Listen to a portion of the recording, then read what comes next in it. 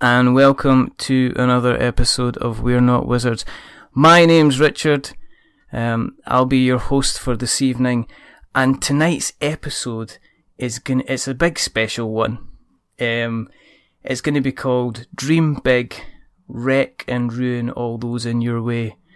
And I know why it's called that, and you will know why it's called that, because joining me tonight is the rather fantastic, the rather magnificent, the rather wonderful Mr. Mark McKinnon. So good evening, Mark. How are you?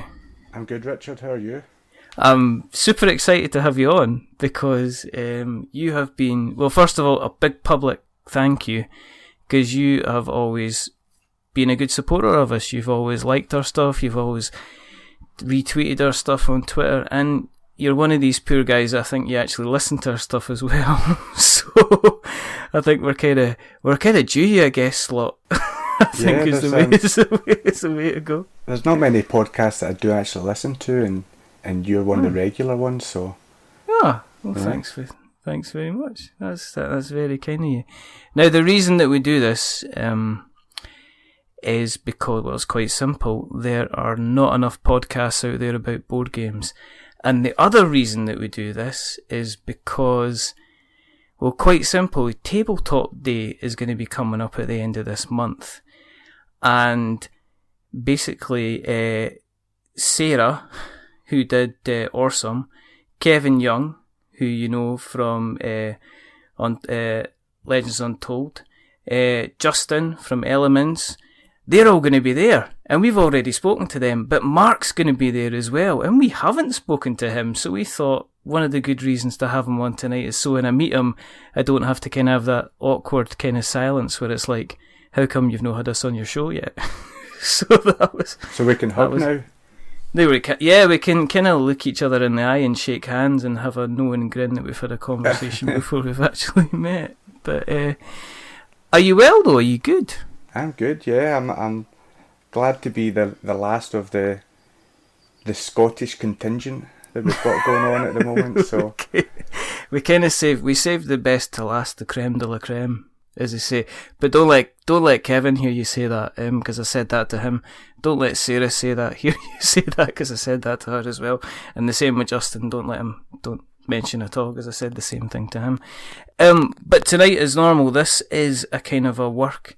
It's kind of a cross between a work in progress and a Friends of the Show episode, because as per normal, what we want to do is we are going to talk about your up and coming game that you're going to be bringing to Kickstarter soon, called Wreck and Ruin. But as per usual, what we want to do is we want to find out a little bit about how you got involved in the hobby. And as we say, we like to have a stare back at the past. We like to have a look at the present, and we like to have a long meander off into the future. So, just to let people know, how did you kind of get into the hobby in the first place? What kind of drew you in? Well, I started the same way as kind of most people did, with the family games, a little bit of Monopoly and all that kind of stuff. But it was actually probably when I was about 10, and I had a next door neighbour, and he was right into Warhammer, and I can't even remember how it was that I somehow got involved in it. I think I just went round to his house one day. He's always kind of giving us his toys, you know, when he was kind of, as he was a few years older than me, so as he was growing out of them, they'd be passed to us, and I thought that was a brilliant setup, but but yeah, somehow I ended up coming across Warhammer stuff, and you know, he showed me these figures, and I was like, what is this? I must have this. You know, as a 10-year-old child, you're looking at these things, and you're like, you know, it's like the curtain's been lifted. It's kind of like, this is kind of Star Wars while we're waiting for the next Star Wars to come along. Because it's not like now we were going to have about, 17 films to look forward to now. You've kind of like, at that time, Star Wars had finished. There wasn't any more Star Wars. So, so you saw this Warhammer. I take it he didn't, at any point he didn't pass you down any Warhammer though? Was that, he kind of kept that for himself? Unfortunately, no. I did get a few of the free painting guides and stuff like that. They were passed down to me, but alright, okay. No miniatures, unfortunately. If I had them, I'd be a rich man now, I think. Just hang on to them. Yeah. Was it the lead ones he had, or was he kind of dealing with like plastic? Oh, it was all lead back then. It was all the Rogue Trader stuff, so... It's the kind of stuff that they wouldn't let kids near, and they wouldn't let... I know, it's amazing to think that there was a whole generation of kids that were sitting there playing with like lead figures, and nobody kind of knew any better until they obviously got kind of lead poisoning and stuff like that as well. But did you... I mean, what was your first kind of jump into it yourself? What did you manage to kind of get your hands on? The very first thing I started off with was Space Crusade, because I'd always kind of I've liked sci-fi stuff, and that way I had all the Star Wars toys, and then Space Crusade. I was just like, this is the one for me. And, back then you seen adverts on the telly for stuff like Hero Quest and stuff like that. They used to actually advertise on mainstream telly, and you're like, this stuff's pretty cool. I want to get my hands on some of that. And so how did you get hold of it then? Was it bought for you as a present, or did you save up for it? I asked for it for my 10th birthday, I think it was. Yeah. And my mum and dad probably went too keen on it, because they then had to play it with me for the next year or so until I found somebody else that could get roped in. But yeah, that's where it all started. So what did you go? Did you go as the aliens, or did you go as the Marines? What would you prefer to play as? I was aliens every time. I just had... Did you? Yeah. I loved moving those little blips about and just... decimating people. Give me a dreadnought. That's all you're waiting for every time. I mean, for those who aren't aware of Space Crusade, and if you aren't aware of Space Crusade, then you should definitely try and be aware. It's like not being aware of the first kind of Star Wars film, or not being aware of The Lord of the Rings, or it is kind of like one of these things that got a hell of a lot of people into the hobby. I mean, me especially. I mean, one of the first games I had was Hero Quest myself, and then it was Space Crusade. But Space Crusade was kind of like it was pretty much your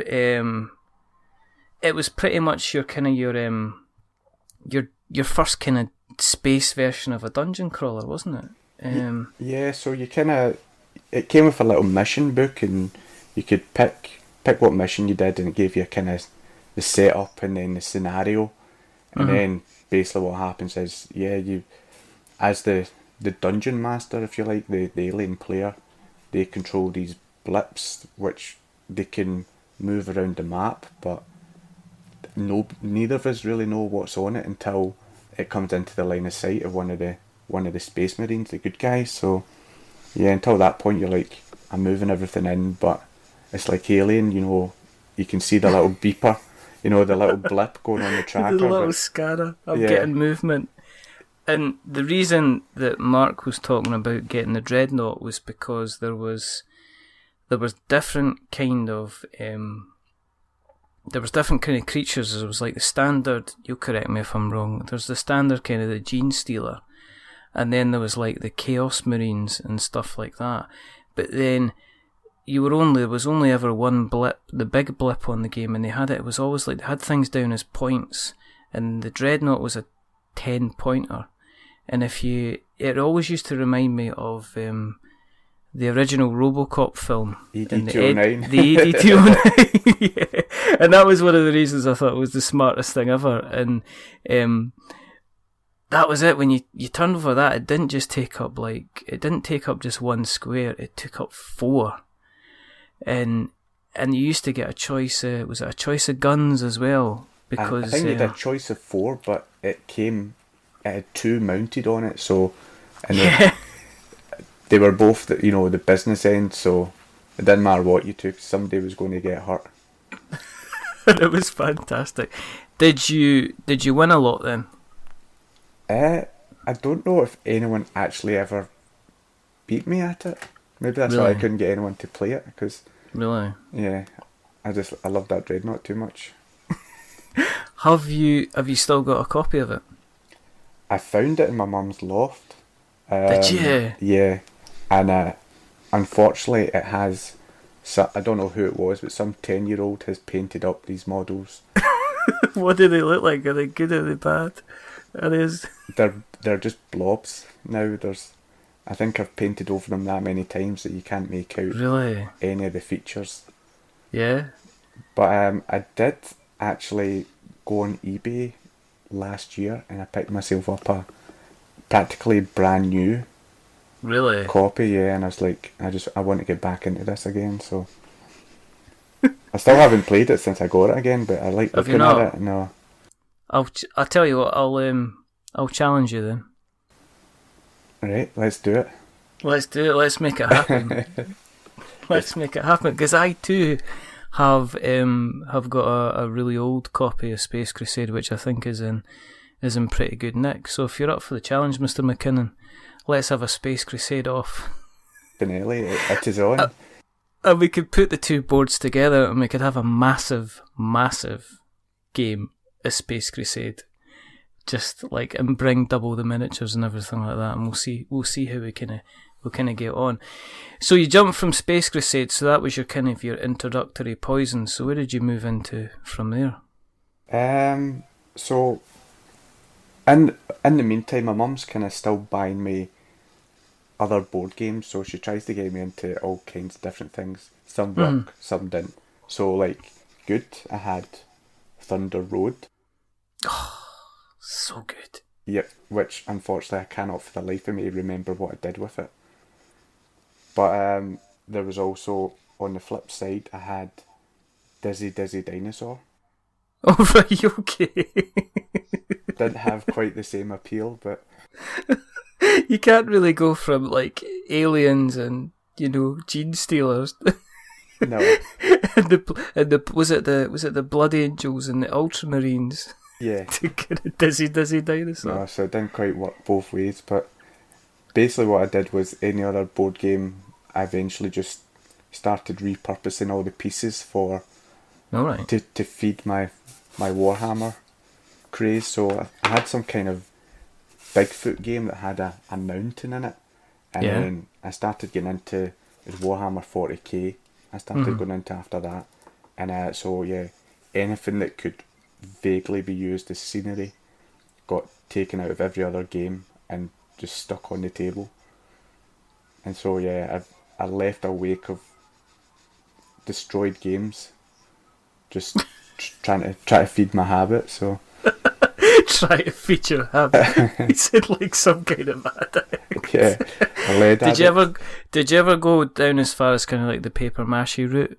Did you ever get kind of like that far? Did you ever go down the balsa wood route at all? I mean, I think at this point in your life it's maybe important to share. I was never skilled enough. I think I liked the idea of that kind of stuff. Yeah. Just never. I didn't have the skills. I think I was the same. I think I had visions of building kind of entire spaceships and ended up building a very badly put together kind of wall. Yeah. At one point. But that was as far as it went. I think the best thing I did was I managed to make a rope bridge out of cocktail sticks. Oh, well, that's pretty good. Yeah, but as soon as you touched it, it fell apart, so... Have you still got it? No, thank God. That'd be your mum says, oh, I've got, I don't have that Thunder Road, but here's that cocktail stick bridge. Yeah, totally makes up for it. So how long did you stay in the 40,000 thing? Did that continue to grow as you went on? I mean, did you end up with like a massive collection of 40,000 stuff? So I ended up with a bit of everything because, well, when I speak to my gran about it, she always says, oh, I hated it when you were into that game because I had to walk into that shop and just pick up one of those little boxes. Didn't know what it was, but, he likes this shop, so I'll just buy him something from it. So I'd end up with all kind of random stuff all over the place. So she didn't actually know. She was basically saying there and goes, "Hey, mate, you might like Skaven. Skaven might be a good idea." So did you end up with a mixture of kind of like all different types of stuff from Games Workshop then? So yeah, I had my first army that I was kind of going for was I had orcs. I've never a fan of the Space Marines, so No. I liked getting a good wah going.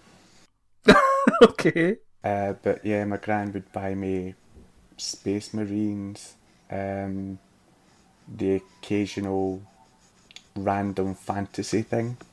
Sometimes you'd have a knight, maybe a demon, just stuff that weren't even in the same game. And did you have friends that were playing with you then at that time then, by the time you had that much stuff? Oh yeah, we had there's quite a few of us in my school, and we used to go down to each other's house once, maybe twice a week. Alright, cool, okay. And we'd get some epic battles on the go, so it was fun. But I moved from orcs to Tyranids. What, Advanced Space Crusade? No, the actual, when they re-released all the kind of Tyranid and Genestealer stuff, Yeah, back in yeah. the kind of, was that mid-90s maybe? And, Yeah. And then they also released the Psychic Power expansion Yeah. for Warhammer, so up to that point you didn't really have anything like that in it. You had gear and stuff Yeah. like that, but they brought in Psychic Powers, and I'd somehow, luckily one of my grand's purchases was a Genestealer Magus, which I had Psychic Powers, and I was like, So you're all over that then? yeah, I was like, I can finally use some warp powers here. Did you do what a lot of people did, which you ended up having a break away from the kind of the miniature gaming altogether, or have you just never really stopped? Have you always continued? No, I had quite a big break actually. Alright. I kind of stopped round about 16. You know, that you're at that stage where you're trying to be cool.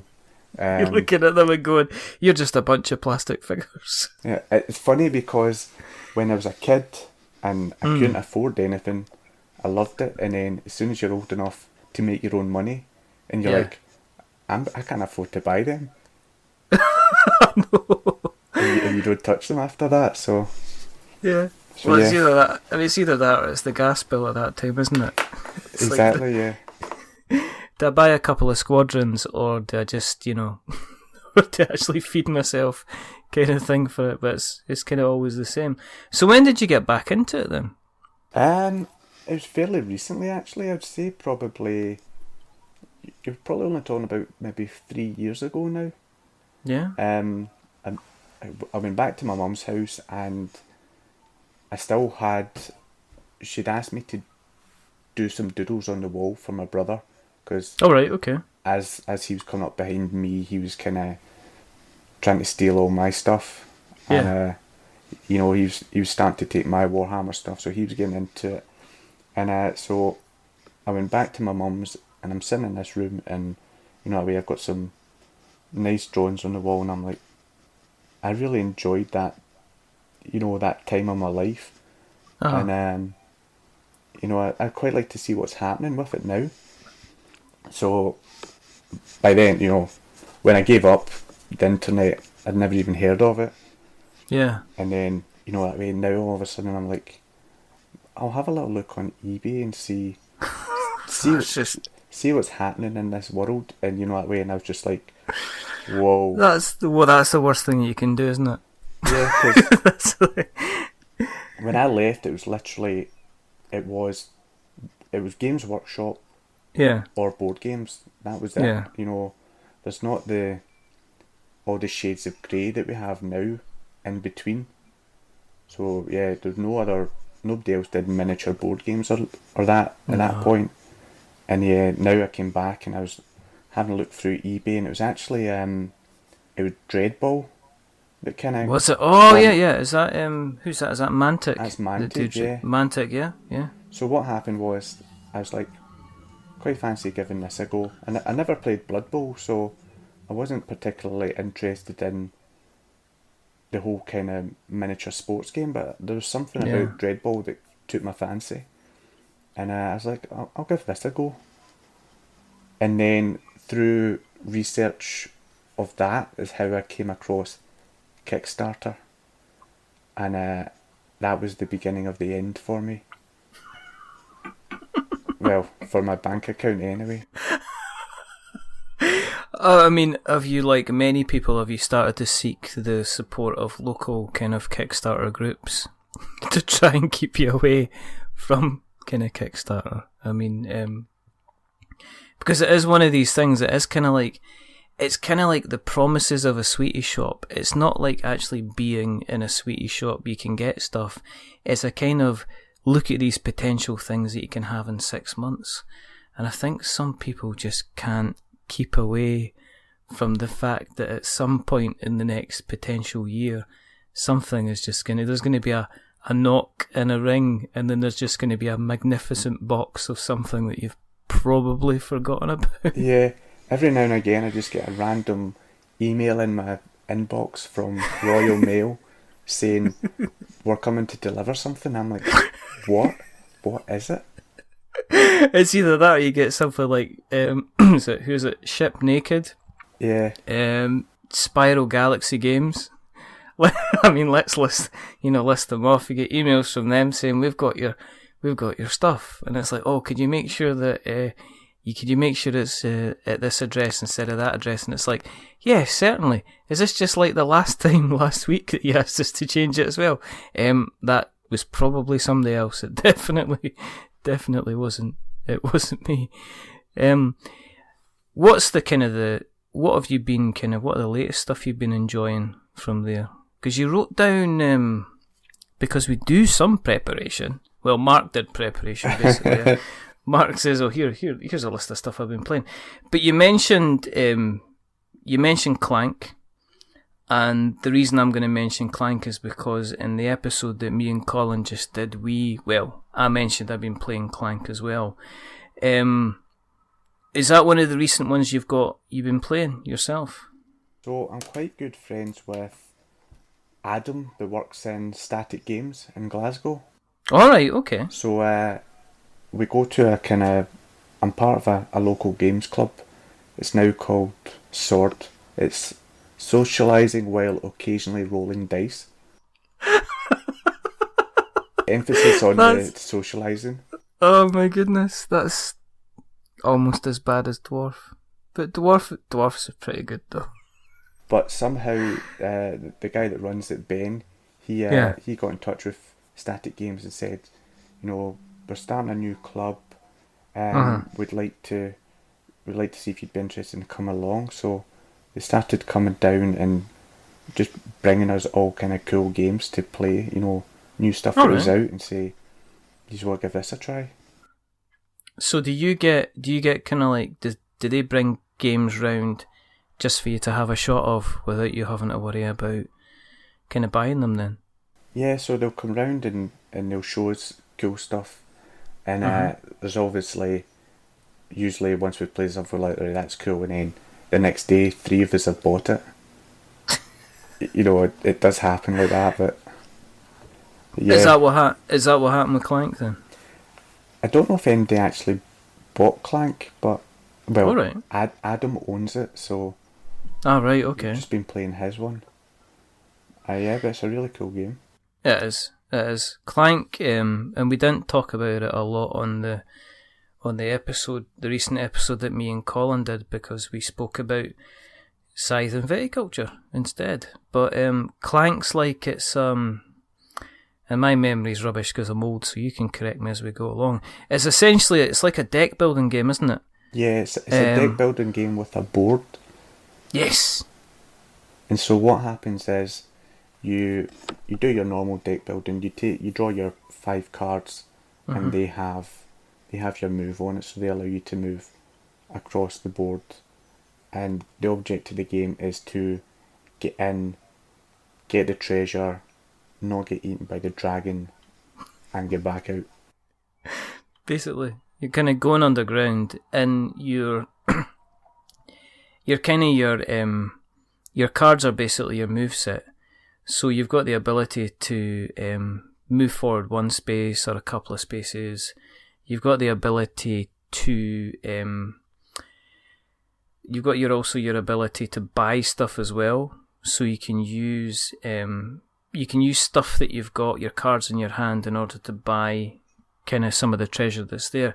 Because at the top of the board you've got like about 4 piles of cards, and then what happens is you'll draw, as you buy stuff, you replace the cards with, and it will have different treasure, or it will have a monster to defeat. So you use your card and your deck to, again, correct me if I'm wrong, Mark, because as I say, it was a week or two now and my memory's just not the the same anymore. But you use your cards to defeat like monsters, and they'll get added into your hand and they all give you a bonus. But every now and again you'll draw a dragon, and then what happens then? You have a pile of cubes which basically represents the amount of noise that you're making. So as you clank more, you put more of these into the bag, and then when the dragon's drawn, you pull a couple of cubes out, and basically the colour is who the dragon's attacking that turn. So you've got, I think it's 8 health or something like that to start with. Yeah. And you start to slowly fill them up until what happened with me is basically I managed to escape the dungeon to then have the last one drawn like 2 spaces away from victory. Really? See, I managed to get above ground in the game that we played, and then I think within the space of about 3 turns we managed to draw session after, well, play after play of like kind of dragon cards one after another, and I had been very, very lucky so far, but I think the dragon managed to knock like 2 of us out in quick succession, and though we were above ground, because you basically you're kind of going cave diving, and then as you go down you can buy keys to unlock doors, or you can buy items to allow you to take more than one treasure, and you do this through kind of getting more money through fighting guys. And as long as you get above ground, it doesn't matter if you die, because you can score at the end, but you've got to get to like right above out the place and then along to kind of like an end of a track. So did you get to like 2 spaces away? It was 2 spaces away, and what happened was I think you start, is it like 30 cubes I think you start with? Yeah. And at one point I had 5 on the tracker, and 4 in my hand. So the bag was basically full of mine. And there was one guy who was missing like 2 cubes. He had 2 cubes in the bag. Yeah. But somehow, just for this brief, I had a brief period of respite where none of my cubes came out, which allowed me to nearly make it, but it just wasn't enough. It's just, how many times you played it now? Twice, I think it is now. Yeah. The first one was a bit of a kind of, I think we wrote that one off, but the kind of the proper game was that one where I died unceremoniously, just above ground. We had a blast with it because we didn't. The guy that brought it along, he decided he wasn't going to play, so he basically kind of almost like GM'd it for us. So he was in charge of making sure the cards were right. He was in charge of making sure everything was kept along in the rules. So we ended up having like a blast with it. But it was definitely a lot of fun at the time, and I kind of gonna play it again. I'm just trying to check who is it. I think it's at Renegade Games, I think. I don't know, but I'm sure there's an expansion due. Yeah, I've seen that as well. I've also seen it's really quite difficult to get. Yeah, it's Renegade Game Studios that do Clank. But yeah, I think there is I think there is like a kind of an expansion that's due out, but I don't know if they're doing that through. I don't know if they're doing it through Kickstarter or if they're just releasing the expansion themselves, kind of self-publishing it. I've no idea. I know it kind of makes the dungeon deeper. Yeah. I don't know why they decided that was the best thing to do. It was too deep for me as it was. But obviously somebody's like, you know, I'm not even going to waste my time going down those 30 squares to the bottom. You know what I mean? Talk to me when it's at least 60 deep. I know. I kind of skirted about the top, and I grabbed about one. I got a bag as quickly as I could, and I think I grabbed 2 of the treasures, and then tried to get out of there as quickly as I could. But some folk were like hanging around, like they were setting up some kind of cave camp party down the bottom, regardless of what was happening with the dragon, and they weren't kind of doing anything else. But but it's good. As I say, we talked about it. We very briefly mentioned it in the last episode, but it's definitely kind of worthwhile kind of picking up. But I mean, moving on, for yourself, you've obviously you mentioned, you put in the show notes about Others 7 Sins. Is that any good? I quite enjoy it. It's right, okay. So yeah, that was one of my first Kickstarter projects that I came across, and that way my first experience at Kickstarter, and that was smashing goals everywhere. You know what I mean? I was just every day I was waking up and I was checking my emails. I was like, oh, what have we got now? And I was like, oh yes, we've unlocked some mad scientist. So all right, cool. That's good. Funny, you played that a few times. Yeah, you managed to get that. I've played it 3 times. Uh-huh. Twice as the Sin, and right. once as the members of Faith, the good guys. And how'd you get on? I have won every game so far. Okay. It was a bit of bad luck on the Faith players' side, because one of the heroes, Morgana, she is a vampire, and she is the bruiser of the group. So she's supposed to be strong in hand-to-hand combat. And she's supposed to cause all manner of hurt. And so Adam takes her out of the starting spot into the first street area, which has a fire token in it. And so what happens is, you enter a fire. If you enter or leave an area with that token in it, you need to roll to see if you take any damage. Yeah. And I just rolled an exploding die repeatedly and killed her in the one turn. And he literally had not done any other actions with her, and he had to replace her straight away. And it's like my whole plan kind of hinged on her doing all the cool stuff, and now I don't know what to do. So spectacular bit of dice rolling then. Yes. So yeah, the little guys, they start off. You've got your acolytes, which just are more of a nuisance than anything, just kind of slow the player down. And then next up, you've got your sins, abominations, so they're slightly stronger. And then eventually you work up to the kind of end game, which is the sin appears, and he rolls like 7 dice. And so you get him with a couple of wee guys backing him up, and all of a sudden you've ran out of dice. He sounds like he's pretty much unstoppable then. Yeah, so I've seen him die. I managed to kill him once, but yeah, it was really touch and go. It was like last turn, last ditch, all or nothing kind of thing, because I'm not going to last another turn. Yeah.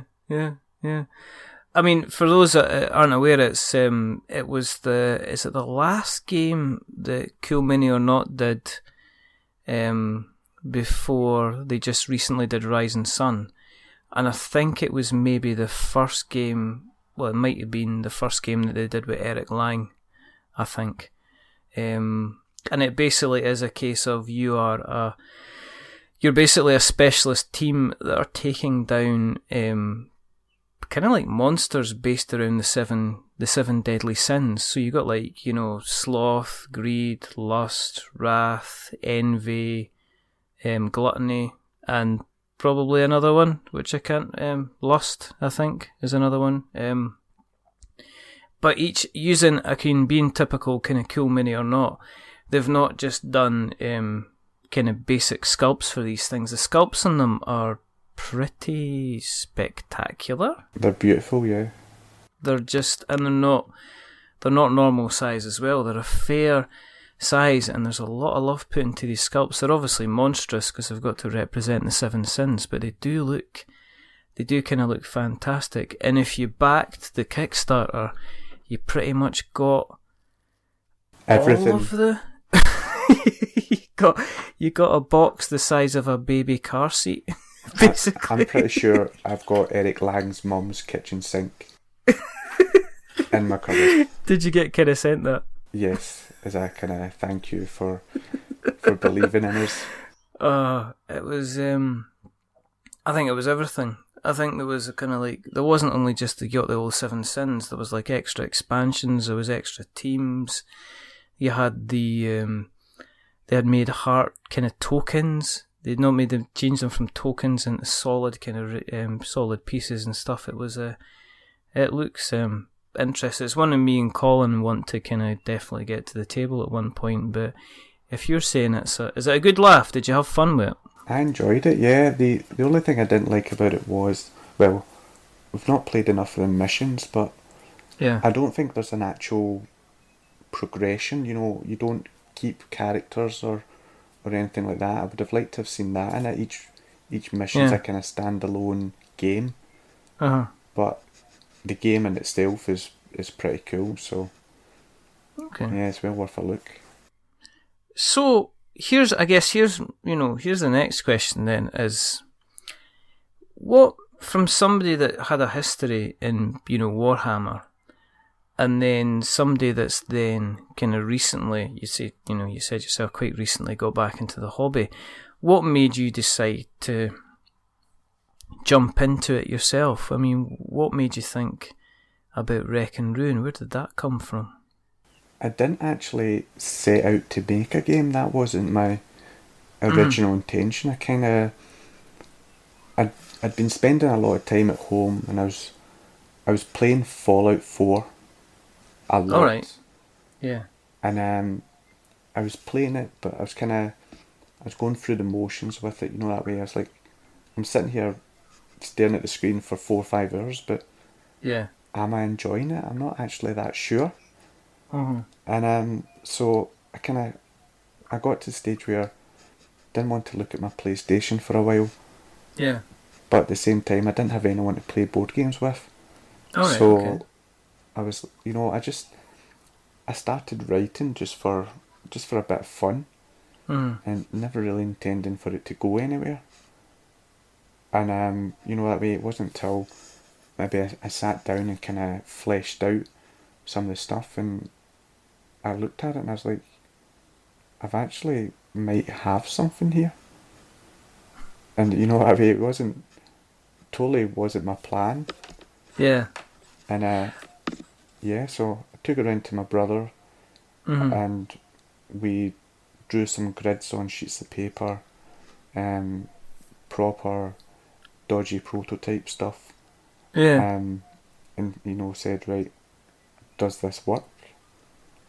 And looking at it now, it was quite clunky at the time, but that way I was like, it's not broke, which is always a good thing. Exactly. Somebody comes along and says, but if I do this, then nobody can touch me and the entire game's broken. And you're like, for goodness sake. And there's nothing worse than having something like that, so... Yeah. So, what's the idea behind Wreck and Ruin? For people that haven't heard of the game before, what would they expect when they kind of open the box? What kind of game are they kind of looking at? Well, I'll put on my movie voice. Yes, please. And you have to go close up to the mic, and you have to do the deep, gruff American type voice as well. Wait, let's see. In the near future, life as we know it. I couldn't do it. I need to smoke more, I think, to continue it. You have to get right up to the mic, and you have to kind of like, I've done this before, but you have to get up and go, in the dust as it settles, a man walks out into the sun. He has only two things on his mind: where he's going to drive and who he is going to kill when he gets there. Right, if you can do that again, what I'll do is I'll do the Terminator tune behind it, right? So I'll just go. This is Wreck and Ruin. I think we've got something there. I think that's the Kickstarter. That's the Kickstarter video done. Yep, sorted. We just need to get the models round. Yeah. There you go. Have you just? Well, I'll send. You'll have a copy of it anyway, so you can download it. Do you know what I mean? Yeah. But no, I mean, so you had the basis for an idea kind of up and running, but I mean, people do this on a regular basis, but never take it to the next level. So you're sitting having chats with your brother. What makes you decide to say, well, actually, we've really got something here, and let's see about making it into a kind of a proper game? So I kind of got to the stage where I'd written out a lot of. I went as far as kind of the lore behind the world and all that kind of stuff, and then I wrote out my kind of core mechanics and stuff like that, and then I got to the stage where I thought, right, if I want to do anything more with this, I'm going to have to start spending money. Yeah. And, if I do that, then I need to make a commitment to myself now that no matter what way it goes, I need to see it through to the end. Because I didn't want, if I didn't do it, I would always regret it. But at the same time, that way, it's scary, but it's nice to kind of commit to yourself, to your own idea, and say, do you know what, I'm going to do this, no matter what, I'm going to see this through to the end. So I got to that stage, and it was kind of 60-40 that I was going to continue with it. But I decided, what is the worst that could happen, really? And what did your partner think at the time? Did you sit them down and have a conversation about it, or did you wait until you thought, I'm going to do something about this? So she I think she liked the idea of me doing something creative, because she's a clothing designer herself, so... Oh, okay, cool. So she liked the idea of being able to show me how to work Photoshop and stuff like that. But she didn't realise that the board gaming is a deep dark hole that people fall down and don't return from. There is that. There is people that always kind of do that. You kind of see them, and then you kind of see them, and then they don't come back for like 6 months, and they go, "Look what I invented," and it's like, what have you been doing? Can you put that down and get yourself a wash? Yeah, so I literally disappeared for about 3 months. Yeah. And then the next people heard I put on a random post saying, oh, my game's been accepted on Board Game Geek, and people are like, I don't even know what that is. I think the thing is, even if people do know what Board Game Geek is, I think it's kind of getting, working out how you work Board Game Geek. So I think, I don't think people realise how kind of like big a triumph that is. Kind of getting to boardgamegeek.com is one thing, actually figuring out how boardgamegeek.com works is a completely different thing. Yeah. Altogether. It's a bit like Supernatural, when kind of the first couple of seasons where they look on the angels and their eyes burn out. Yeah. It's kind of, you open up Board Game Geek and you're like, what is dear. this? Are you a Supernaturals fan? I am, yeah. Are you? Have you not? Have you heard Monster? Just quick aside. Have you listened to the Monster of the Week podcast? I haven't, but that's only because I'm a couple of seasons behind, so I don't want any spoilers. I'm up to... Oh no, they start from season 1. It's done by Jeremy Greer, who is the worst, who's been on the show before. He's a good friend of mine, but he starts Monster. I mean, it's a ridiculously terrible plug, but I think you'll really, really like the show. It's him and a guy called Chris Moser, and Stephen Value was on it for a while as well, and they talk about everything from season 1 onwards. So they do about 2 or 3 episodes a show. So if you're a Supernatural fan, I think you check it out. Yeah. There you go. I follow them on Instagram, and some of the memes that they make on there are brilliant. Yeah, they're pretty good. Like, it's all just about hunks. show me the hunks kind of thing. But yeah, I know that's terrible, giving a shout out in the middle of a conversation with somebody else. But yeah, if you check them out, because they're quite good fun.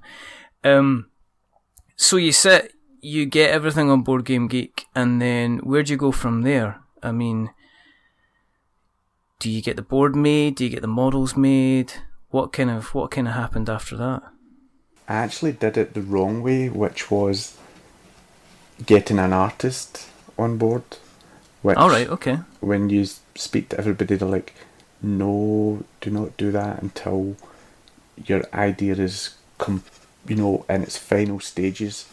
Mm-hmm. Just in case it doesn't work out. But for me, I think I felt that that's what I needed to, I don't know, maybe even to drive myself on a bit, to make it feel more like a game, perhaps.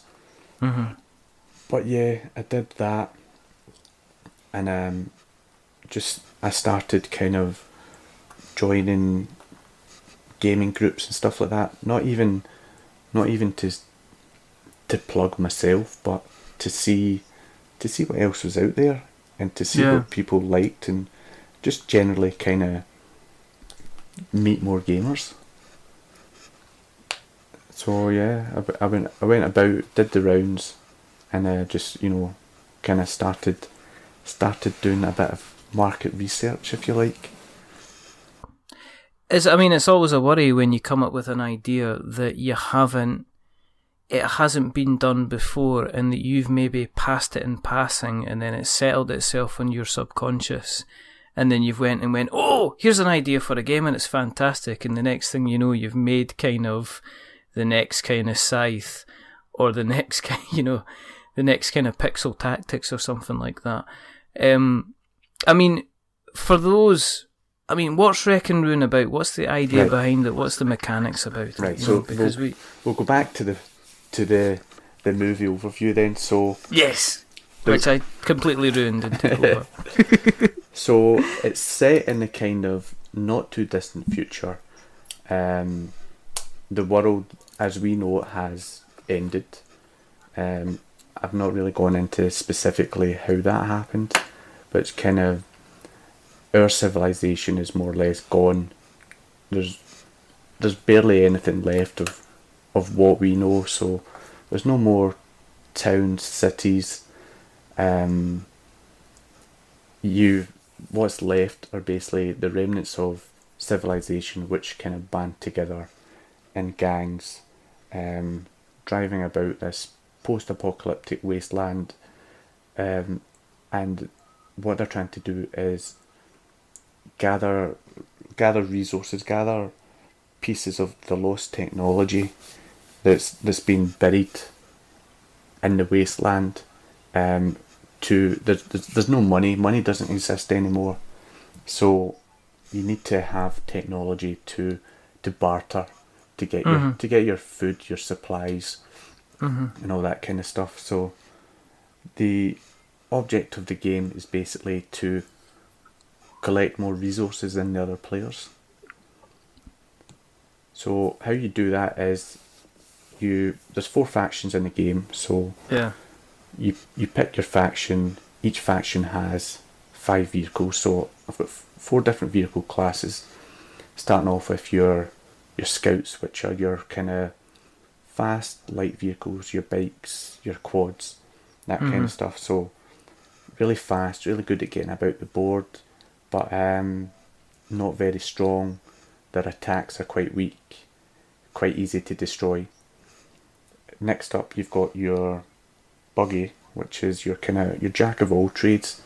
So he's a bit better armoured, a bit stronger attack, but his main use is he's the only vehicle in the game that can repair other vehicles on the move. Alright, okay. Next up we have the Wrecker. It's his job basically to make everyone else's day a misery. I was going to guess that, but Yeah. I didn't know if it was a clever name. I was going to go for Fluffy Bunnykins, but I can imagine that. I've just been destroyed by the Fluffy Bunnykins. Yeah. It serves you right. I told you never to look in his eyes. Exactly. You just get them burnt out by some fun. So yeah, so his job is basically he's got the strongest armour, so he rams everything else off the road. You know, he's a force to be reckoned with. Mm-hmm. And then finally you have your big rig, which is your command centre. He's the biggest vehicle. He's quite slow, but he's got the strongest attacks, and he can soak up a hell of a lot of damage. And he basically, if you get him somewhere, then he's pretty much going to annoy everybody quite a lot. It sounds it's got schmackles of Mad Max. Yeah, so like I said, it was Fallout. I was playing Fallout, and Yeah. kind of enjoy the exploration part of Fallout. Mm-hmm. You know, just picking a direction and finding stuff. Yeah. And I kind of went from there. You know, I was like, right, I like the idea of exploring, but it takes forever on foot. Yeah. How do I do it faster? Alright, I've got a car. Mm-hmm. So it went from Fallout into cars, and yeah, there's a little bit of kind of Mad Max there. It was more of a kind of blatant rip-off of Thunder Road to start with, if I'm completely honest. Well, I don't want to say anything, but you know, I mean, you're gonna get a lot of love from this direction if you mention Thunder Road, because you know, as you know, we had the creator of Thunder Road on the show, and I didn't know at the time. Yep. until he mentioned. Don't make that mistake twice. I know, good old Jim Kiefer. He's kind of like, oh yeah, Yeah. went out for lunch, invented Thunder Road, came back from lunch again. It's like, you invented Thunder Road. So I don't know why, but it was kind of, that was my kind of go-to thing, was the whole kind of rolling road thing at first. Because I hadn't seen that in any other game other than Thunder Road, and I really liked that whole idea of the kind of, it was continuous, and you didn't have to destroy everyone, you just had to be faster than them. yeah. And so I did at one point have a kind of homage to Thunder Road in my game with a kind of rolling road element, but I had to take it out. What made you change? Not What made because you change your mind? it's not Jim Kiefer's lawyers on my door or anything like that. Exactly. What happened was, when I first created my game, it was actually started off with a square grid. So movement is done, you know, so what happens is you've got a move of, the scout has a move of 8, so what happened was you could move 8 squares in a straight line, or if you wanted to turn 90 degrees, that would cost 1 of your move. So you could go 6 forward, turn 1, and then, you know, forward 1, go off in a different direction. Yeah. And so I had like 9 tiles to make up the entire map. Mm-hmm. And I've always wanted them to be double-sided and interchangeable, so you could always make a different map every time you played the game. But I went to Aircon 3 down in Bradford Yeah. in October, and I'm not going to lie, I did spend a little bit of money getting a prototype made up to take down there for. Yeah. I'd signed up with Playtest UK to get a slot in there, and I went down there and set my game up, and explaining what was happening, and then after one round, the guy kind of just put everything down on the table and just looked at me and he says, "This is what's wrong with your game," and then started a list of things, and I was like, oh man, I really should have done this before I'd spent all that money, but oh no, well, we're here now. So his suggestion was basically to change it from squares into hexes, and because there's a big noise about people using hexes in games anyway, isn't there? I mean, folks say, oh, don't use hexes, use squares. But that was his first thing, change it to hexes. Yeah, well, I just started with squares, and it was purely, it sounds really stupid now, but all it was I had a rectangular piece of paper, and I could pretty easily turn that into a square. Yeah. And so that's just how it started off as squares. And so I came away from Aircon and I was a little bit deflated. But then I got up the next day and I was like, do you know what? If this is what the game needs to make it better, then let's do it. So I basically tore everything down and then built it back up from the ground up, replacing, I had to change all my firing arcs, the way that you moved across the board, how you interacted with obstacles, all that kind of stuff was all useless now. So basically I had to start the game again with the hexes, but I hate to say it, but he was right. Everything, it was to do with the movement, and he said it didn't feel natural to move. Yeah. The way, he said vehicles don't turn 90 degrees when they want to turn. No. And he was right. When I changed it to the hexes, and that way, so you're turning 60 degrees. Yeah, you're not turning 90 anymore. You're turning at an angle which is a normal car angle. So yeah, so just it made it more fluid, and it also made it prettier. But the downside of it was that the squares made a nice rolling road. Yeah. Hexes didn't fit together the same. No.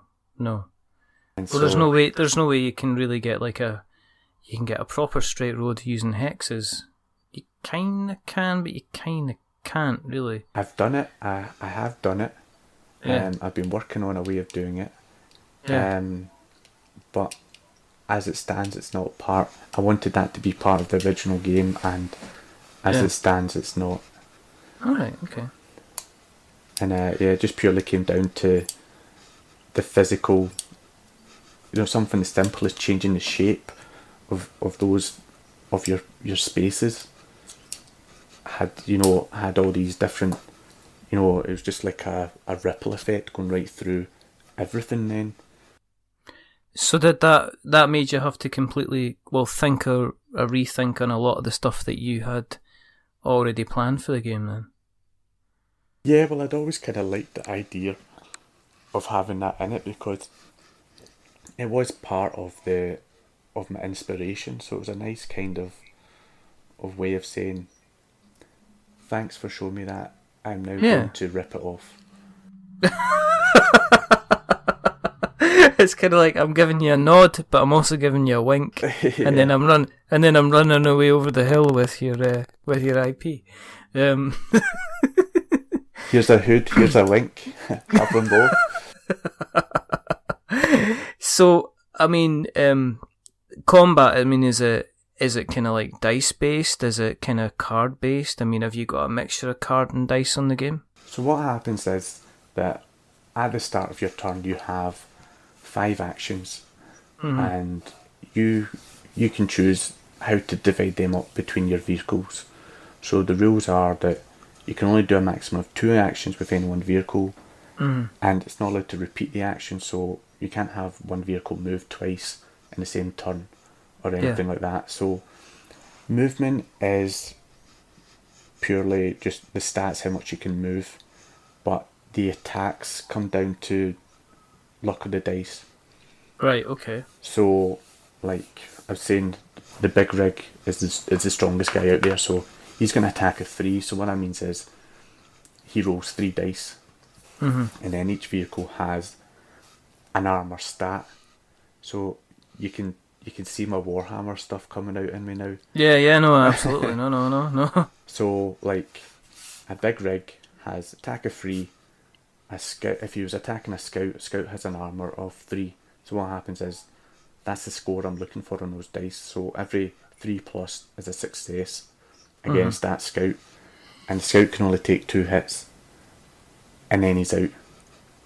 So your basic actions are your moves, your shooting, and then you also have your ram, which is a nice bit of merriment. I mean, you can't have post-apocalyptic vehicles without some kind of collision in there. Yeah, I mean, otherwise you might as well just go home. Yeah, I should have made it about bunnies otherwise. I think actually, there's potentially, the more you mention it, maybe there is some kind of rabbit-based kind of game that you're going to probably do next after Wreck and Ruin that you're probably not telling us about just now. I'm going to have some kind of fever dream tonight, and write some post-apocalyptic bunny kind of. I'm going to say Watership Down. I was going to say, because it was on. Well, Watership Down was on the telly the other day, I think. So that was the Yeah, but instead of the tension of when he gets run over, it's like the bunny runs out and he has like an RPG mounted on his shoulder. I was thinking Terminator rabbits. And then you could do another future voice thing kind of thing. Do you know what I mean? Yeah. All the rabbit needs is some carrots. Kind of, that kind of nonsense. I think we've got some gold happening. There is. Now. I think there's actually, I just need what would you call him? The Rabbinator, the Hairinator. He's not a rabbit, he's a hare. Something like that. The bunny. No, it's the Bunninator, isn't it? Except obviously he's this big hulking rabbit that he just walks up to other people and just squeaks at them, because rabbits can't talk because they're rubbish like that. They don't even make a noise unless you, I don't know, prod them or something. Like let's because we're going down the animal cruelty route, and I don't want to do that. I take it the winner of the game is it defined after a number of rounds, or is it decided after who's last man standing? So I'm not a fan of player elimination, so I decided pretty early on, there's nothing worse than being put out of a game, especially if it's pretty early. Some games you can get away with it if they're quick. So something like, Exploding Kittens, that's fine, because as people come out, it gets quicker and quicker until eventually there's 2 cards left, and you're like, one of them's a bomb, and there's nothing you can do about it. Yeah. But so the game it's played over 6 rounds, and it's whoever collects the most salvage sites by the end of the game is the winner. So there's times where it might not technically offer any strategic value to ram somebody from behind. Yeah. But sometimes it's just too good an opportunity to miss. just smash them off the road. Yeah. Is it like an area controlled? Do you have to have kind of like a vehicle on a place at an end of a round in order for you to have the salvage site, or how does that work? So what happens is that on my turn I need to land on top of the salvage site. So the salvage site's just a little token that gets placed on the map. And what I have to do then is I have to survive the next player's turn without taking any damage to receive that. So I can come under fire, but if I take any wounds, it's basically it's contested still. So it doesn't get awarded in that turn. Alright, okay. So even with a 4-player thing, you have the situation where everybody's everywhere all over the board, but technically the only person you need to worry about at that moment in time is the one sitting to your left. Yeah. And so it helps you focus in on who you're trying to attack and who's trying to attack you. Mm-hmm. And what happens is, if you're awarded the resource, you take it out, you take it off the board as a victory point. Alright, okay. You receive a nice bit of shiny salvage for your troubles. Uh-huh. So that's a deck of cards which basically allow you to bend and break the rules a little bit. Alright, so okay. they're all kind of unique cards. You'll have things in there like it'll maybe allow you to do a free move, Mm-hmm. or maybe you roll double attack dice, but it's at a -1 because you're just firing. You're just rapid firing everywhere. Yeah. Yeah, and things like there's a smoke screen in there, so if somebody attacks you, you can use it in their turn, and their rolls are at a -2 to hit you. Alright, okay. And stuff like that, so they are worth getting. In the whole deck, there's not a single duplicate item in there, so every single card is a unique card, so when you've got it in your hand, nobody else has that. How long do you have to spend kind of like play testing and mucking around with these different cards? Because this is what I'm amazed at when I do see, mention obviously going back to Clank, there's a couple of cards that are the same, but genuinely all the treasure cards, a lot of the monster cards are all pretty kind of unique. So is it quite a long testing process, or is it a big kind of, I guess, brainstorming session where you just write down as many things as you can and then see what kind of works and sticks? Or how do you kind of do that then? So I have an A4 notepad, and it says on the front of it, "Plans for World Domination." And whenever I have an idea for a card, Yeah. or a mechanic or something like that, that's where it goes. It goes in there, and then when I feel like I want to maybe add more cards into the pile, I'll go in that. Then I'll say, right, what do I fancy today? Let's have a little bit more. Let's make Rams nastier today. Is there a picture of a rabbit on the front cover that you've drawn? No, but it could be. A rabbit with a cigar. You know how you see the council vans and they've always got the teddy strapped to the front grille? Yeah. I might see if I can incorporate that in it somewhere. Oh, that could be like an add-on or a little stretch goal. It could be like Sarah's one free elephant. Pretty much. Or Peter Blencarm's beard. Well, I think bearded meeples are only happening, but that's only because I ended up kind of just pestering Peter on multiple occasions, just sending him just random messages through Skype and stuff, just with bearded meeple ? And that was it. And sometimes when somebody keeps getting those messages at 3:30 in the morning, eventually they will agree to anything to get you to stop, which is always quite good. What stage are you at now with the game? Did you go back to AirCon this year with another version of the game to kind of play test it again? I would have liked to, but actually I had a little baby boy 4 weeks ago. Congratulations. Thank you. And his actual due date was on AirCon, so Alright. I sent a strongly worded email to Mark Cook and said, "What were you thinking?" He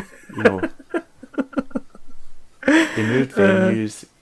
He moved. He went from every year to 6 months. I was like, he didn't even involve me in the conversation. So did he ignore the email, or did he respond to your strongly worded email? Mark's a really nice guy. I don't really know him that well, so I'm just talking rubbish, but he is a nice guy and I like what he does, so I would have went if I could have.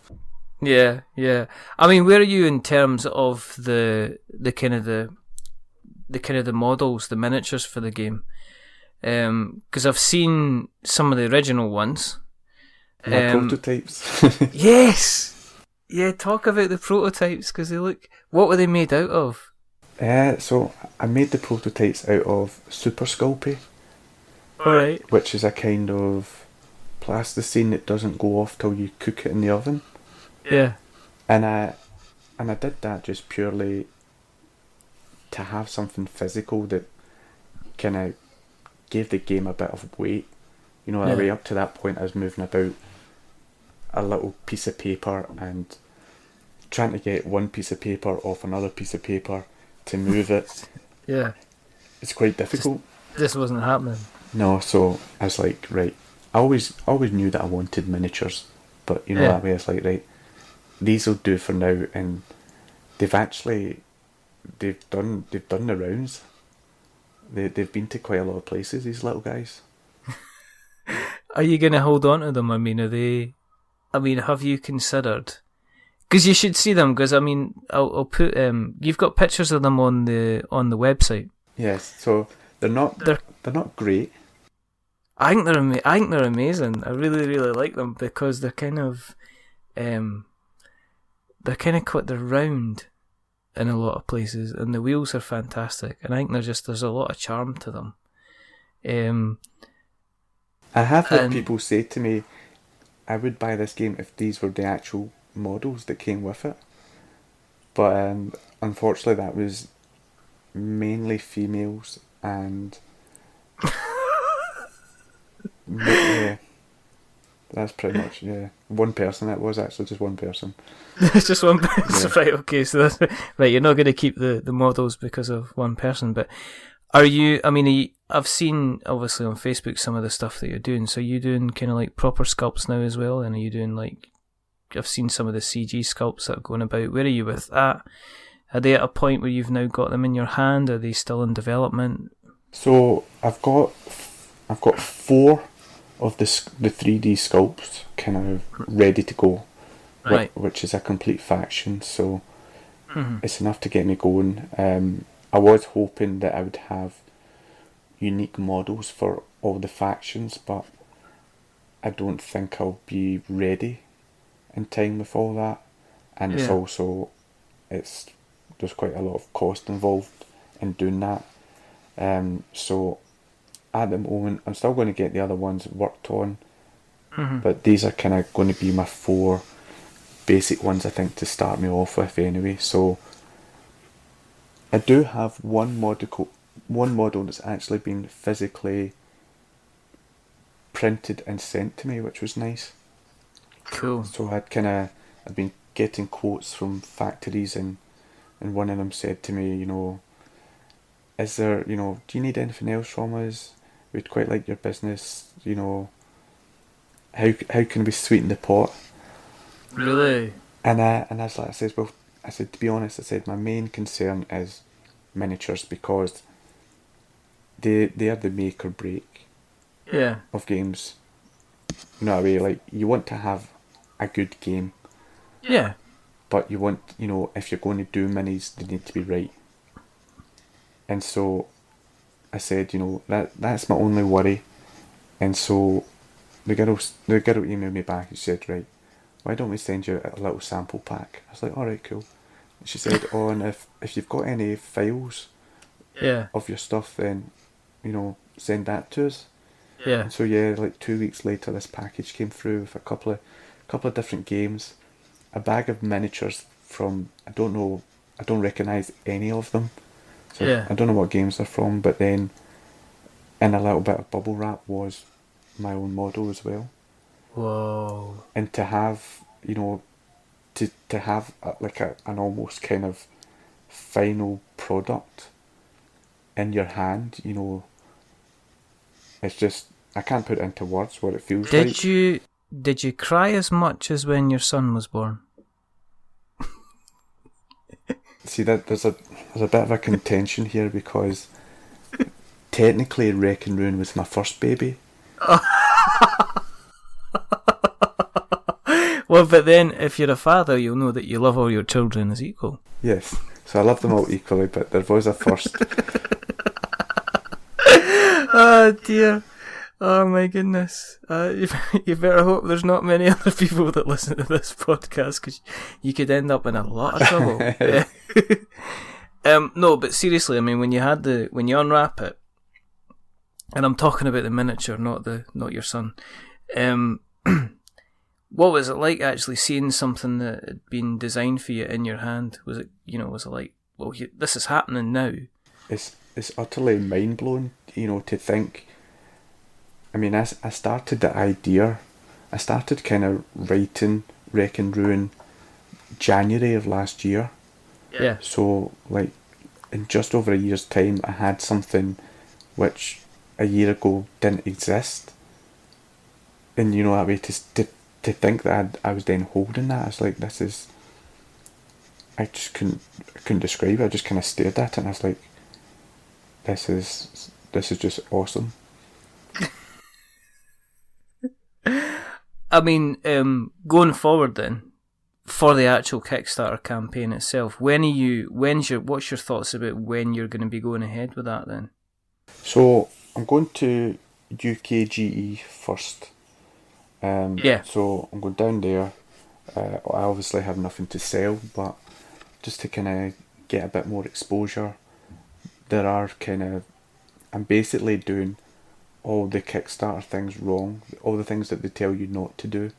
So, first time project is supposed to be small, with a kind of low funding goal. Probably stay away from miniatures. Yeah. Pretty much everything that I'm saying, it'll be fine, I'll be alright. And I mean, are you excited? Are you scared? Are you kind of, well, I'm going to be getting this done now, so onwards and upwards kind of thing? The whole thing is scary, because literally every day there's something new that comes up that you've never considered before. Yeah. So, you know yourself, there's all these different Facebook groups, and they cover all different aspects of kind of game design, publishing, and all that kind of stuff. And every now and again a thread starts, and you're like, what are these guys talking about?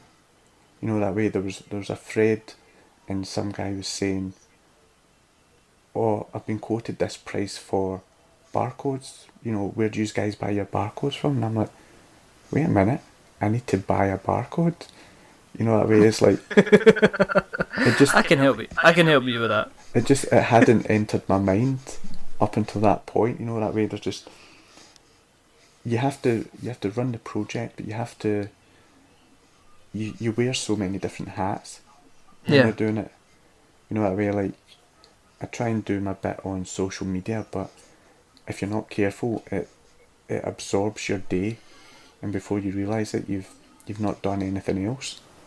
Yeah. And it's trying to wear that hat as well as doing everything else at the same time. Do you think that the job of getting something on Kickstarter has changed quite a bit since, in the last couple of years? Definitely. I think with the big players like Cool Mini, those kind of guys, they've set the bar so high in terms of expectations from backers. That way it's like, I couldn't have went to Kickstarter last year and said, I've got an idea for my game, but I need money to get the artwork done. Yeah. If I don't have artwork done, if I don't have a video done, if I don't have reviews done before I hit Kickstarter, nobody's going to touch it. Yeah. I mean, I've seen that. I see it more and more. I've seen a lot of Kickstarters kind of start and then kind of finish early, when that kind of Kickstarter mentality, I don't think it no longer applies now, where you can say, well, we need your help, we're serious, if we can't get the money for this, then nothing's going to happen. But I think we've said this a lot of times in the episodes, it's like, you're spending a lot of money to even get yourself to a Kickstarter position, because the standard is kind of very, very high. But at the same time, it's still exciting because it means games like Wreck and Ruin, have a chance of going out there that otherwise would have sat on an A4 notepad with plans for world domination written on them, with no rabbits. I mean, there's, as you know, and as I said I've always had a little spot in my heart for kind of like Thunder Road, and looking over the stuff that you're doing just now, it looks fascinating, and it's one of the reasons why we've kept in contact, and it's one of the reasons why we're having the conversation just now. Not just because we'll be meeting at Tabletop Day and you can turn around and say, why didn't you get me in the episode? Yeah. You just didn't want to do a preemptive dodging a potential issue. Yeah, pretty much. Just cover the bases just in case. Because I could probably avoid you, but, just in case you didn't. Just in case it's like, hi Sarah, hi Justin, hi Kevin. Oh, Mark, didn't see you there. Who's that angry looking guy at the back? I know, exactly. He started chucking, what are these cars? Why is he chucking cars at me? Ow, he's hexagonal boards as well. For people that want to keep an eye on the project and keep an eye on what's going to be happening, when you launch, where do you stay and live on the interwebs? Where can they find you? So I do have my own website, which is www.wreckandruingame.co.uk. But to be the best one is actually Facebook, which is under Wreck and Ruin Game, because I can actually interact with people on there. So if there's any questions, that way anyone wants to post anything on there, I'm on top of it. Whereas you the website doesn't quite have that same interactivity in it. Mm. So Facebook is the place. That's where I live. Are you on Twitter as well? I'm on Twitter. I'm under @rec_and_ruin. I'm also on Instagram, which I think is Wreck and Ruin. Basically, if you type in Wreck and Ruin somewhere, you'll find you. Yeah. Even if you do a Google search, I'll be in the first page somewhere with some American singer who's released an album with the same name. But there you go then. Apart from that, that's only confusion. Maybe you should do some kind of double tour then. It might work out well. Yeah. Get them to do the theme tune. I'm going to do for the YouTube video. I love that cross promotion. That could work. I've not even listened to it. I don't even know what kind of music it is. It could be anything. It could be anything at all. It's probably some angsty, angry, sad music or something like that, which, could maybe not fit in at all with the campaign. Have you got any other games? Have you got any other games in the pipeline? Obviously, we've mentioned the Hidden Rabbit game that you're going to now spring on us, but is Wreck and Ruin is there anything else that's coming out after that you've got ideas for? Is this giving you the bug? I've written a lot of ideas. This is the kind of smallest game that I'd probably do. I wouldn't go so far as to say legacy games, but I do like the idea that your choices affect the final outcome. Yeah. So I would like a game that you could play it again and get a different ending, if you like. Mm-hmm. Kind of like a computer game where, depending on what you do, changes how, what you see at the end. I like that kind of idea. So I've got a lot of ideas for kind of big, probably like a kind of Fallout board game is where I'd be going next, I think. Just kind of keeping within the kind of the same world and maybe changing it to on foot, or... Yeah, so I like I kind of have... All my ideas have a kind of couple of similar themes, which is always everything's different. So there's always a random generation, board state generation. So I always like that kind of stuff. But something that has that kind of element of dungeon crawling, but RPG. I'm looking at kind of sci-fi stuff. I like the idea of doing one that kind of almost kind of pre-epidemic kind of situation. It's probably, well, closest thing would be like a kind of zombie outbreak, but I don't want to use the Z word. Yeah. I think, as we said, there's currently, I think if there was a zombie outbreak, there would be more zombie board games out in the street than there would actually be zombies. Yeah, we could actually use them as the weapons to fight them off. You could imagine zombies shambling towards you and then like hurting their feet on zombicide miniatures. I suppose. Well, okay. Well, here's the $1 million question, because we brought it up with Dave Wellington a little while ago. If you were stuck in a game board shop, and this game board shop had any game at all, what 3 games would you take with you to help you see your way through the zombie apocalypse? Over to you, Mark. Am I using them as weapons or to play? You can use them for anything you want. You can use them as weapons or to play. Right. Well, I think I would get Gloomhaven as a weapon because that's like a truck. Yeah, I could use that to break down doors and everything. Yeah. Play wise, Adrenaline. All right. Okay. I like Adrenaline. I like what it does. I like it's quite fresh. So yeah. I like that. Kingdom Death. Kingdom Death. I've not played it. I've backed the second one, and basically since with my newfound love for miniatures, that ticks a lot of boxes. Well, I mean, and it's also a hefty box, so that teamed up with Gloomhaven, and yeah, I could squish zombies. You could grab both of the boxes and squish heads between them. It would be like the end of the Hulk when he rips that car in two and like makes them into 2 big fists. So I'll have Gloomhaven on one hand, and I'll have Kingdom Death, like my hand shoved in the box of Kingdom Death.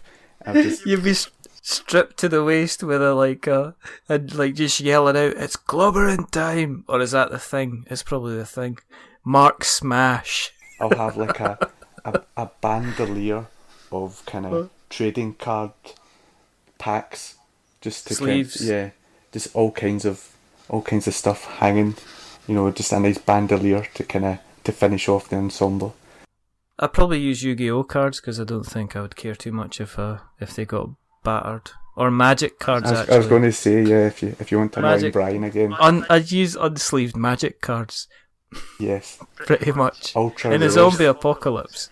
Brian's back on soon. Is he? Yeah. Is it like a grudge match, or is he... It's because I said to him, he said, "Would you ever have me back on?" I says, "Well, on 2 conditions, if hell froze over or if I ever played Magic." And I ended up playing Magic, so I said, "Okay, you can come on again." So he's going to be coming on really soon, and we're going to discuss. We're going to be doing like a 2 sides to like the argument. His argument is going to be Magic's really good, and my argument is going to be, well, I'm going to edit out all the bits that you say Magic's really good. So that's how that's going to work. But yeah, no, I like those answers to the questions. Obviously, you would end up really tired if you had to carry Kingdom Death, Monster, and Gloomhaven carry any distance. I'll be honest, I probably wouldn't even make it out of the shop. Just sit there and play. Yeah. Put the miniatures together. I'd maybe just butt them up against the door to stop anyone from coming in. I know, but you'd have plenty of time to play the campaign. Just play Adrenaline by candlelight. Yeah, we sort something out. It'd be good. It'd be good. Listen, Mark, thank you very, very much for coming on. No problem. Thanks for having me. This has been a delight. It's kind of like we've been meaning to talk for a while, and I know I say about this about everything, but I think we started talking last year. Yeah, and a long we've time kind ago. of and I think that was when you were kind of in the first kind of throes of putting this together. So I'm glad that you've been on. I'm glad we've had a chat, and I'm glad that Wreck and Ruin's going to become a definite kind of reality. And I will make sure that all the links you've given us will end up in the show notes, so we have some notes to show. Now, for people that want to keep an eye on what we're up to, and I think we're going to have to start handing out prizes for people that stay with us the longest. I've still no idea why you do. You can go on our website, which is we'renotwizards.com. You can find us on Instagram, which is We're Not Wizards. You can find us on Twitter, which is We're Not Wizards. We're on Facebook, which is, guess what, Mark? We're Not Wizards? Yes, We're Not Wizards as well. We have me. uploaded... Go you. We've uploaded a whole pile of episodes to YouTube for people to have a listen to if they like listening through YouTube. I don't know why, somehow that's quite good. We're on iTunes. If you search for Tabletop Gaming, we're now on the list somewhere. If you search for We're Not Wizards, you'll find us straight away. If you've liked what you heard tonight, as usual, we would love it if you would rate us, subscribe, maybe even leave a review. If you are going to leave us a rate and you are going to leave us a review, don't give us a 10 because that makes us feel kind of big-headed. And don't give us a 1 because... Mark? That'll make us cry. That makes us cry. Just give us somewhere in the average, like in the middle, like a 5. Because at the end of the day, we are normally very average. But tonight, I think we're definitely deserved an 8 or a 9. Because this has been a lot of fun. There's only 2 things left to do. And remember, you probably listen to this and think, remember that we are many things, but we're not wizards. Are we wizards, Mark? We are strangely obsessed with violent bunnies, but no, we are not wizards. We're definitely... There's a carrot addiction going about the place, and I'm not sure we're safe. No, we are not wizards, but we are potentially scavengers looking for salvage in an untamed world. It's like a bass cast all over again. Oh, it's fantastic. I know. I was just going to think I should bring her in singing again and again and again. But, you know, there you go. And the other thing is to say is goodbye. So it's a goodbye from the absolutely wonderful Mark McKinnon. Goodbye. And it is a goodbye from me. Remember, stay safe, roll 6s, and step out into the dystopian future. And remember, if you're going to ram somebody, do it with a really big vehicle, not a small scouty one, because otherwise you're going to end up with less dice. But until the next time, goodbye.